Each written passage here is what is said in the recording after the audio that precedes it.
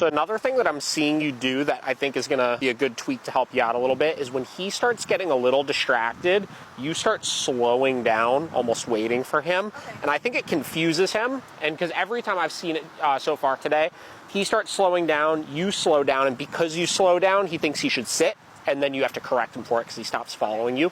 So try to make sure when you're working with him, if you notice he's getting a little distracted, just keep moving. Okay. Don't change your pace or anything like that, and wait for him to make the decision of either catching up to you or stopping. And if he stops at that point, then we would correct for it.